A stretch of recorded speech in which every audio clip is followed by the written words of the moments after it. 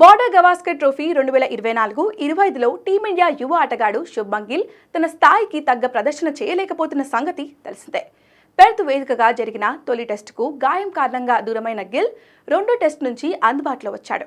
ఇప్పటి వరకు ఈ సిరీస్లో 3 ఇన్నింగ్స్లు ఆడిన గిల్ వరుసగా 31, 28 ఒక పరుగులు తీశాడు. ఈ నేపథ్యంలో గిల్ పై భారత మాజీ క్రికెటర్ దినేష్ కార్తీక్ కీలక వ్యాఖ్యలు చేశాడు. గిల్ తన బ్యాటింగ్ టెక్నిక్లో స్వల్ప మార్పులు చేయాలని కార్తీక్ సూచించాడు. శుభ్మన్ గిల్ బ్యాటింగ్లో చిన్న సాంకేతికత లోపముంది. అతడు బంతిని బలంగా కొట్టడానికి ప్రయత్నించి తన వికెట్ను కోల్పోతున్నాడు. మీరు వైట్ బాల్ క్రికెట్ ఎక్కువగా ఆడే సమయంలో ఇది సహజంగా జరుగుతుంది.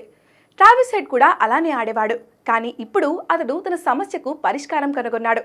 శుభ్మన్ గిల్ వంటి ఆటగాళ్లు భారత కండిషన్స్కు ఎక్కువగా అలవాటు పడడంతోనే విదేశీ పిచ్లపై ఇటువంటి సమస్యలను ఎదుర్కొంటూ ఉంటారు.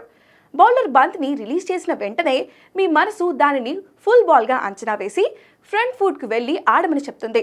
కానీ ఆస్ట్రేలియా, ఇంగ్లాండ్, దక్షిణాఫ్రికా వంటి విదేశీ టూర్లకు వెళ్లే ఆటగాళ్లు కొత్త బంతిని ఎలా ఆడాలో ముందే ప్రాక్టీస్ చేస్తారు. కొత్త బాల్ను ఆడేందుకు 2 రకాలుగా ప్రయత్నిస్తారు. ఒకటి షార్ట్ హ్యాండ్స్తో ఆడతారు, లేదా శరీరానికి దగ్గరగా బంతిని ఆడడం లేదా వదిలేయడం చేస్తారు. కాబట్టి శుభ్మన్ గిల్ భారత్లో ఆడినట్లే ఆస్ట్రేలియాలో కూడా ఆడుతున్నాడు. స్వదేశంలో పరిస్థితులకు ఆసీస్ కండిషన్స్కు చాలా తేడా ఉంది. బంతిని గట్టిగా హిట్ చేయడానికి వెళ్లి అవుట్ అవుతున్నాడు. టెస్టుల్లో చాలా కాలం నుంచి నెంబర్ 3లో ఆడుతున్నావు. అటువంటప్పుడు అంత సులువుగా అవుట్ అవ్వడం సరైంది కాదు అని కార్తీక్ పేర్కొన్నాడు.